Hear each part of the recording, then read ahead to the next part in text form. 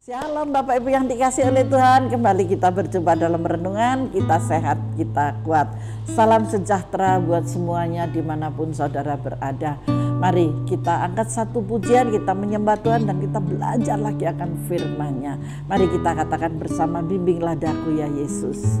Haleluya, hanya firman itulah yang memberikan kekuatan dan jalan bagi setiap saudara dan saya. Bimbinglah daku ya Yesus, amin, amin. Katakan bersama-sama.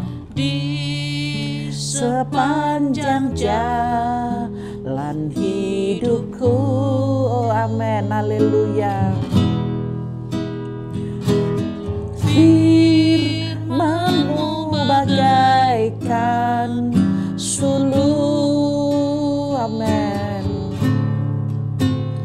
agar ku tak sesat di jalan. Haleluya, haleluya.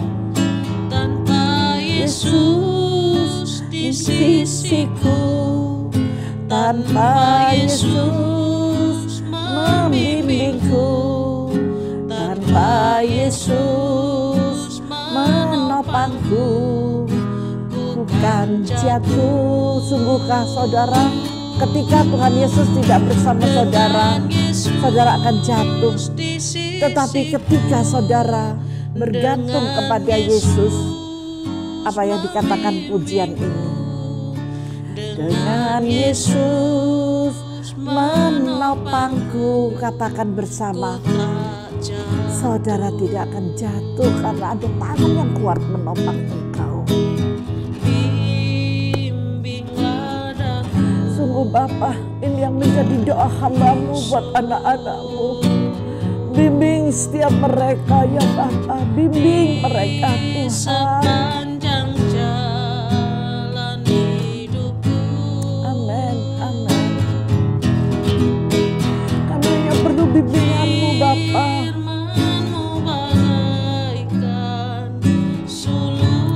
Sungguh Bapa, firman-Mu adalah bagian suluh buat kami yang menerangi hati, jiwa, pikiran kami Bapa dan perasaan kami.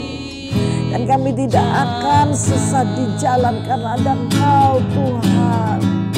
Tanpa Yesus di sisiku, tanpa Yesus membimbingku, tanpa Yesus menopangku, ku tak jatuh.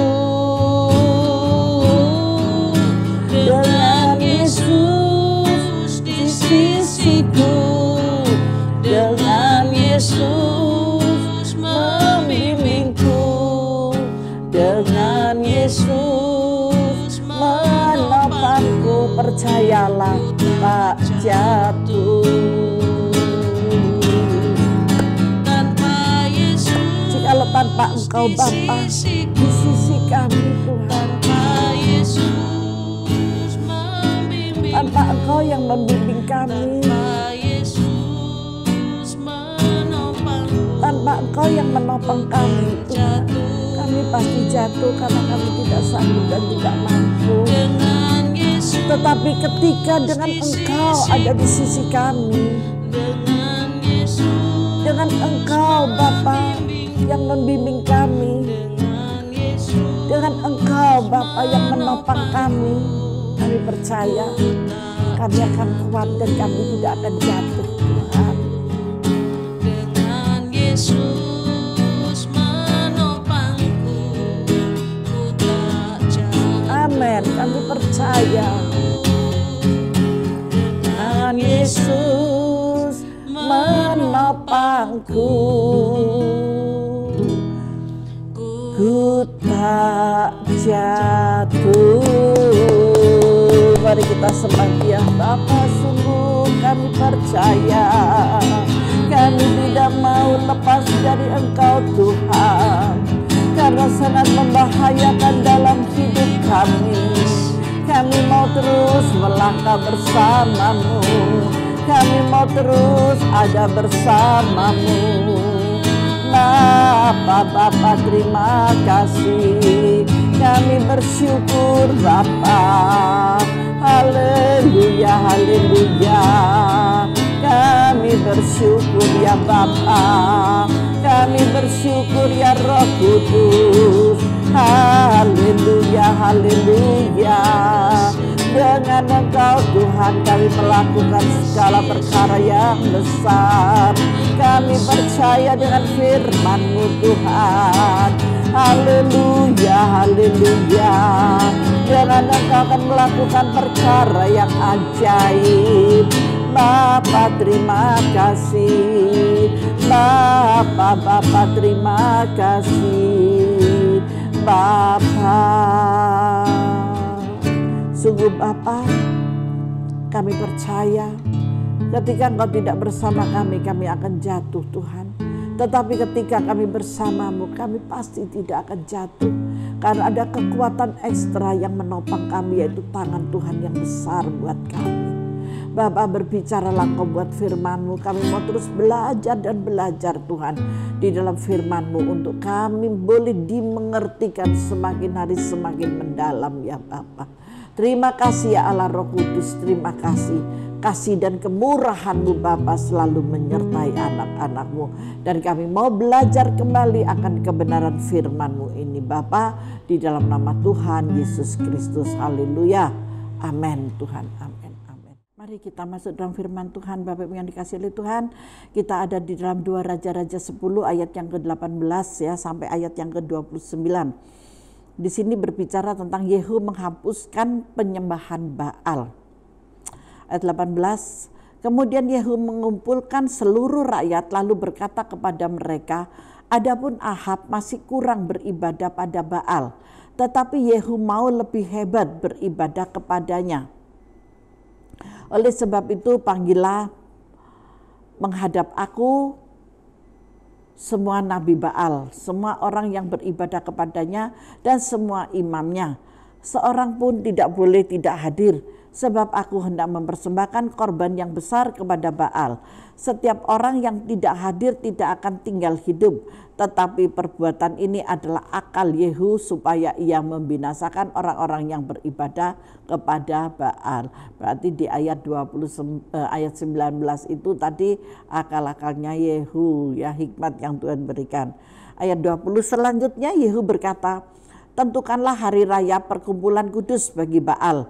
Lalu mereka memaklumkannya. Wah, ini saudara harus juga cerdik seperti ular tetapi tulus seperti merpati. Ayat 21, Yehu mengirim orang ke seluruh Israel.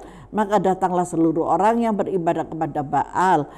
Tidak seorang pun yang ketinggalan. Lalu masuklah semuanya ke dalam rumah Baal sehingga rumah itu penuh sesak dari ujung ke ujung. Wow, sesak banget rumahnya ya, sesak sekali ya tempat ibadah itu. Kemudian berkatalah Yehu kepada orang yang mengepalai gudang pakaian, keluarkanlah pakaian untuk setiap orang yang beribadah kepada Baal, maka dikeluarkannya lah pakaian bagi mereka. Sesudah itu masuklah Yehu dan Yonadab bin Rekhab ke dalam rumah Baal. Lalu berkatalah ia kepada orang-orang penyembah Baal di situ, periksalah dan lihatlah supaya jangan ada di antara kamu di sini seorang pun dari hamba-hamba Tuhan, melainkan hanya orang-orang yang beribadah kepada Baal. Jadi terpisahkan. Jadi yang dianut yang murni orang-orang yang menyembah Baal, karena itu hari rayanya untuk Baal gitu ya. Lalu masuklah mereka untuk mempersembahkan korban sembelihan dan korban bakaran. Adapun Yehu telah menempatkan 80 orang di luar dan telah berkata, siapa yang membiarkan lolos seorang pun dari orang-orang yang kuserahkan ke dalam tanganmu, nyawanya ganti nyawa orang itu. Wow, dengan peraturan, dengan yang harus seperti apa yang dikatakan Yehu, banyak orang yang ketakutan. Jadi mereka benar-benar ketat penjagaannya. Setelah Yehu selesai mempersembahkan korban bakaran, berkatalah ia kepada bentara-bentara dan kepada perwira-perwira, masuklah bunuhlah mereka, seorang pun tidak boleh lolos. Maka dibunuhlah mereka dengan mata pedang, lalu mayatnya dibuang, kemudian masuklah bentara-bentara dan perwira-perwira itu ke gedung rumah Baal. Mereka mengeluarkan tiang berhala rumah Baal itu lalu dibakar. Mereka merobohkan tugu berhala Baal itu, merobohkan juga rumah Baal dan membuatnya menjadi jamban. Begitulah sampai hari ini. Demikianlah Yehu memunahkan Baal dari Israel. Hanya Yehu tidak menjauh dari dosa-dosa Yerobeam bin Nebat yang mengakibatkan orang Israel berdosa pula, yakni dosa penyembahan anak-anak lembu emas yang di Betel dan yang di Dan. Ini masih ada kelanjutannya, apa sih itu gitu ya. Ini tidak menjauh dari dosa. Kenapa? Ya ini tadi, hanya Yehu tidak menjauh dari dosa. Berarti Yehu masih ada di dalam kubangan dosa. Amin. Ya, kita mulai masuk dalam pengupasan ya. Haleluya. Ternyata melakukan yang benar dalam hidup ini masih belum cukup. Kan benar toh, sudah mengikuti apa yang disampaikan oleh firman Tuhan melalui Nabi Elisa tadi ya. Tapi tidak cukup. Ada banyak orang berpikir yang penting saya mengerjakan yang benar. Alkitab berkata yang satu kamu kerjakan dan yang lain jangan kamu abaikan. Itu firman Tuhan yang mengajarkan demikian. Mengapa? Pertanyaannya adalah mengapa melakukan yang benar belum cukup? Satu, karena kita juga harus meninggalkan yang salah. Amin. Kalau sudah tahu salah, jangan terus tinggal di dalam kesalahan itu. Akibatnya apa? Akibatnya tidak benar, tetap ada di dalam kuasa dosa. Kita harus benar-benar membuang dosa dan jauh dari dosa itu. Itu yang pertama. Amin. Perhatikan ya, karena kita juga harus menanggalkan yang salah. Kalau kita melakukan yang benar tetapi yang salah tetap juga kita lakukan, maka tidak akan pernah terjadi pertumbuhan rohani. Tidak bisa, karena masih ada dosa. Orang Jawa kebiasaan kalau tinggal di Jawa masih cari hari Selasa apalah, hari Rabu apalah, boleh nggak ini, harus jam berapa masuk, aku mau nikahkan anakku, ini nanti perhitungannya bagaimana. Kalau engkau sudah percaya di dalam Yesus, intimidasi itu jangan terjadi dalam kehidupanmu. Tuhan selalu merancangkan yang terbaik. Kalau saudara sudah benar-benar memiliki iman yang sedemikian, sudah, jangan ke gereja sih oke, iya, ibadah ke gereja iya, menyembah Tuhan iya, berdoa iya, puji-pujian iya, urapan luar biasa. Begitu jreng, hadirat Allah kerasa, hadirat Allah luar biasa. Dari kejauhan bisa mendoakan orang dan bek jatuh. Kita berdoa, mujizat terjadi. Banyak orang terima Yesus, semua datang untuk minta dibaptis di Sungai Berantas. Kebetulan saya di Malang ya, di Sungai Berantas gitu. Wow, luar biasa, dahsyat. Tetapi ketika mau pindah rumah, ketika mau bekerja, lihat jam. Ini hari Jumat Legi, harus pangkas rambut, baru digondol apanya yang dipangkas, pokoknya untuk syarat. Nah ini sudah mulai menyimpang. Mari saudara dikasih oleh Tuhan, ketika engkau sungguh-sungguh percaya di dalam Yesus, buang hal-hal yang sedemikian ini. Karena apa? Karena agar tidak terus terintimidasi, agar tidak terus terbawa gitu ya. Karena engkau percaya dengan firman yang menghidupi engkau, jangan lagi dicampur aduk dengan hal-hal kepercayaan yang di luar firman. Karena firman yang mengajarkan kita ya, bukan yang lain, tetapi firman yang mengajarkan itu. Apakah firman itu? Firman itu adalah Allah sendiri, dan Allah adalah firman. Dan firman itu adalah Allah. Di dalam 1 Yohanes 1 itu yang dikatakannya. Dalam Yohanes 1 itu dikatakan pada mulanya adalah firman. Dan firman itu adalah Allah, dan Allah itu adalah Roh Kudus. Allah itu sendirilah firman itu. Amin. Nah, ketika kita mengerti akan hal itu, udah nggak usah diperdebatkan lagi. Nah, ini tidak benar, kita harus melakukan yang benar dan yang salah harus kita tinggalkan. Saya dulu ada sih dari keluarga, dari pas selalu mencari hari baik. Kalau kematian, nggak boleh ini, harus begini begitulah gitu ya. Tetapi itu hal yang salah gitu ya. Ketika kita percaya dengan Kristus, percaya dengan firman, mari kita lakukan firman ini dengan benar gitu ya.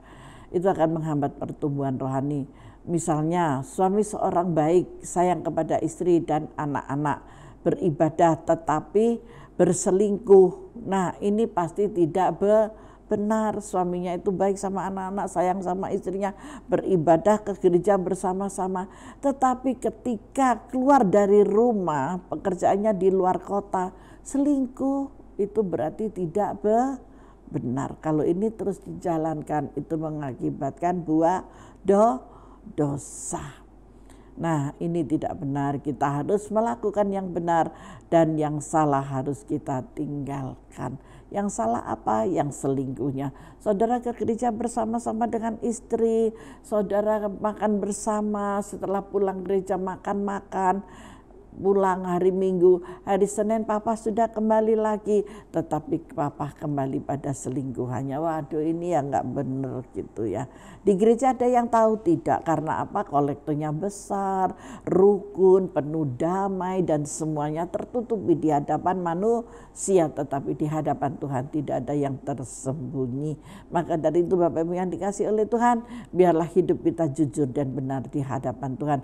Maka percayalah engkau akan diberkati dengan luar biasa. Hal yang kedua, karena kita juga harus menjalaninya dengan motivasi yang benar, maka dari itu dikatakan jangan sampai kita melakukan yang benar tetapi motivasi kita salah. Jadi kita harus melakukan yang benar dengan motivasi yang benar juga. Yang ketiga, karena kita juga harus mengerti panggilan kita. Mengapa? Karena Tuhan menghendaki kita melakukan panggilan yang sudah Dia tetapkan. Jadi kalau saudara sudah ditetapkan dalam panggilan itu, ikuti saja arus dan arah yang Tuhan berikan. Amin. Ketika engkau mau ada di dalam panggilanmu itu, mau nggak mau harus mau, karena engkau dipanggil oleh Tuhan sendiri untuk melakukan bagi kemuliaan namanya. Haleluya. Karena itu juga harus selalu hidup dalam firman Tuhan dan tuntunan Roh Kudus. Itu hal yang keempat, kita harus ada di dalam firman-Nya. Kalau kita tidak hidup dalam tuntunan Roh Kudus, maka dunia boleh memuji kita dan berkata kita baik, tetapi di hadapan Tuhan Dia berkata, enyahlah engkau pembuat kejahatan. Jangan sampai pada akhir kehidupan kita, saudara dan saya tidak berkenan di hadapan Tuhan. Sayang dong engkau ke gereja bersama dengan anak istrimu. Sayang dong engkau sudah memberikan persembahan dari harta kekayaanmu. Engkau sudah memberikan persepuluhanmu. Sepertinya menyenangkan hati manusia, sepertinya menyenangkan hati Tuhan. Tetapi dibalik semuanya pada akhirnya Tuhan katakan enyah engkau. Karena engkau pembuat kejahatan. Jangan sampai yang demikian. Kita harus menjauhkan diri dari dosa. Kalau saudara tidak menjauhkan diri dari dosa, ada akibatnya. Kenapa? Satu, karena terjajah dalam pikiran sehingga merasa tidak mungkin dapat terlepas. Percayalah, kalau engkau mau pasti dapat terlepas. Itu kembali kepada saudara sendiri. Terjajah dalam daging sehingga begitu terikat. Enggak bisa aku lepas. Aku sudah lama kenal dia. Kalau aku di luar kota, aku nyaman dengan dia. Aku begini dengan dia. Itu namanya dosa yang ditumpuk. Buang jauh-jauh. Ada amin. Bapak-bapak, ibu-ibu yang dikasihi oleh Tuhan, milikilah roh yang takut akan Tuhan. Ketika roh yang takut akan Tuhan terus mengajar dan mendidik kepada saudara, maka engkau akan menjadi orang yang berbahagia. Karena di dalam Kristus ada kebahagiaan yang sejati ketika engkau ada di muka bumi sampai pulang ke rumah Bapa. Dan saudara akan terjajah dalam perasaan sehingga merasa tidak enak untuk meninggalkan lingkungan dan yang lain sebagainya. Ada intimidasi yang sangat kuat kepadamu ketika engkau menjadi orang yang tidak benar dan tidak jujur. Engkau akan terjajah dalam perilaku dosa sehingga sangat menikmati. Betul, seseorang itu sudah dekat dengan Tuhan, tetapi hal-hal dosa itu dinikmati sehingga merasa tidak bisa terlepas. Dosa awalnya indah tetapi ujungnya adalah kehancuran, malapetaka dan penderitaan serta maut yang kekal. Wow, ngeri banget gitu ya. Maka dari itu Bapak Ibu yang dikasihi oleh Tuhan, jauhlah engkau dari dosa. Engkau harus menjauh dari dosa. Haleluya, Tuhan Yesus memberkati kita. Mari kita berdoa. Bapa, terima kasih buat pengajaran-Mu hari ini Tuhan. Mampukan setiap kami untuk hidup benar, hidup kudus dan berkenan di hadapan-Mu. Mampukan setiap kami untuk melepaskan setiap dosa-dosa ini ya Bapa. Di dalam nama Tuhan Yesus Kristus.